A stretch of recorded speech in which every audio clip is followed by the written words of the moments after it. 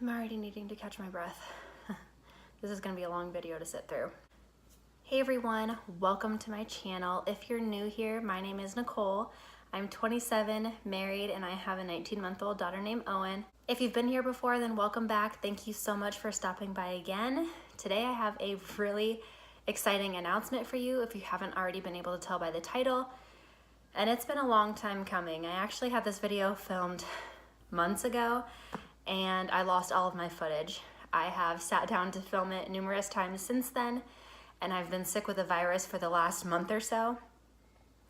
So editing out coughing and congestion, it was just very difficult and I wasn't satisfied. So I'm feeling a little bit better, other than the fact that I'm really out of breath right now, but I'm hoping this video satisfies me, so let's just get right into it. If you can't tell by the title, I am expecting baby number 2. And today I'm just gonna go over everything from the very beginning, whether or not we were trying to get pregnant, what our plans were for trying to conceive, how we found out, everything about my first trimester, all my details from my appointments so far, and just where we're at today. So just keep watching. So I'll start from the very beginning. My husband and I have been talking about when we wanted to try for baby number 2 for probably the last year or so. We haven't been trying for the last year. This has just been an ongoing conversation about when we decided we were gonna start trying. We actually booked a Disney cruise for this coming October. It would have fallen over our daughter's 2nd birthday, and that was a huge deciding factor into when we were gonna start trying. I'm pretty sure this is a rule for all cruises, but I know specifically the Disney cruises, this does apply. You cannot be over 24 weeks pregnant or going into your 24th week of pregnancy while you were on your cruise.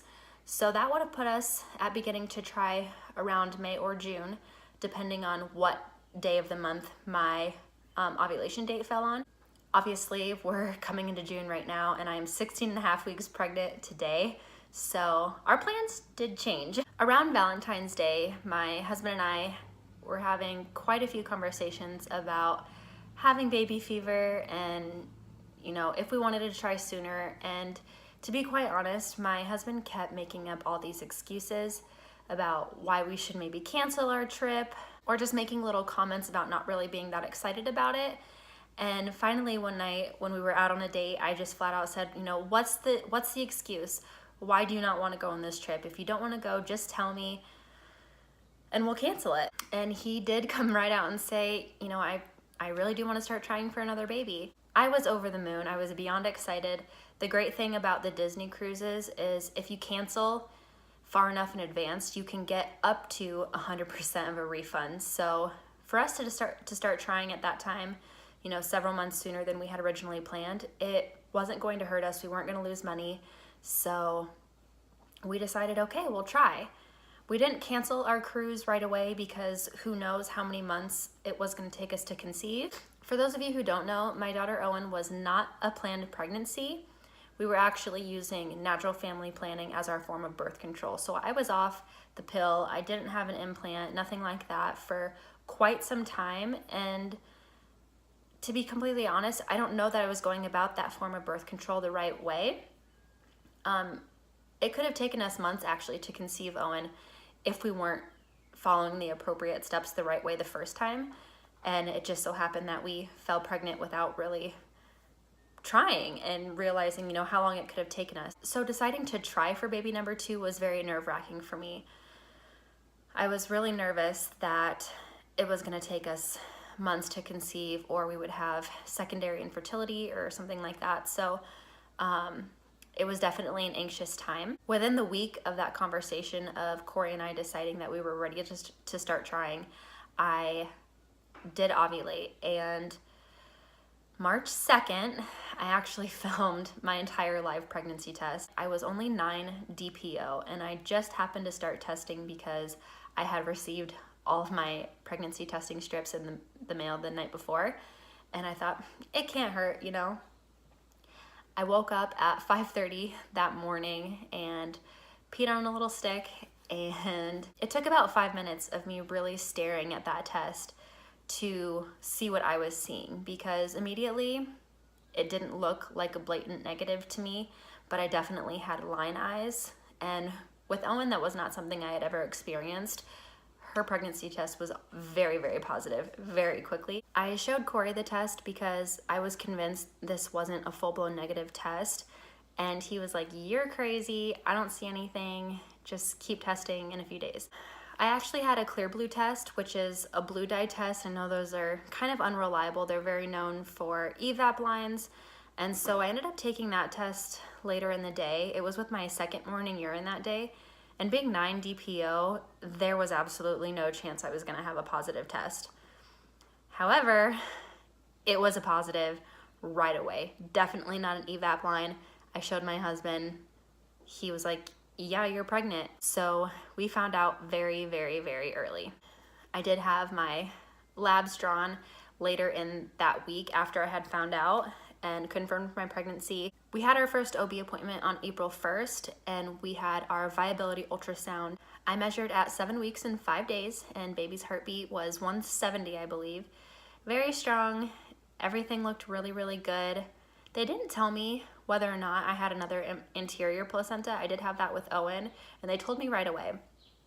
I am seeing a new OB this time around because my old OB left and moved out of state, but I am seeing the OB that actually delivered Owen.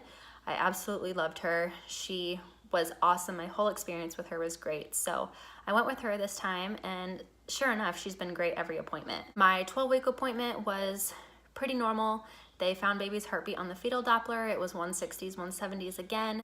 I do have a fetal Doppler at home, and I have been able to find the heartbeat pretty consistently ever since I was about 10.5 weeks pregnant. And that just really gives me peace of mind. Everything seems to be going really well. I was also high risk in my pregnancy with Owen because I do have a history of hypertension. Now, my pregnancy was relatively a healthy one. I really didn't experience any high blood pressure. I was told to take a baby aspirin starting at 12 weeks through my pregnancy, which I did do a majority of the time. There were some days I missed. I wasn't very consistent with taking it. I mean, I was consistent with taking it, but there were a few days here and there that I did miss the aspirin. And it really doesn't affect your blood pressure. It just affects your risk of clotting and things like that should you develop preeclampsia.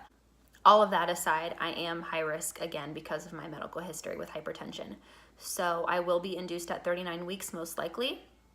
My doctor did make a comment that once she starts checking my cervix around 36, 37 weeks, as soon as my cervix is favorable, then we will go ahead and schedule our induction. So I'm taking that as there is a slight chance I could be induced before 39 weeks, but I definitely will not be making it to my due date. And I'm really hoping that I can get myself into labor anytime after 37 weeks to just experience labor naturally myself.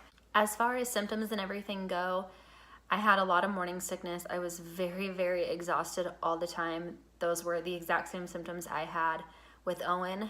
However, with my morning sickness, it's just nausea. I don't really throw up.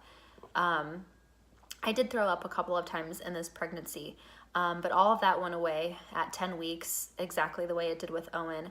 It did feel a lot more difficult this time around, I think because, you know, I do home daycare. I have a toddler. I can't just sit back and relax on the days that I don't feel well. I have to keep going, and I have to be a parent and just keep doing life. And that made it very, very difficult this time around. So since I hit 10.5 weeks, I had a couple of weeks of feeling really, really good. And then we had several viruses come through the daycare that I have contracted.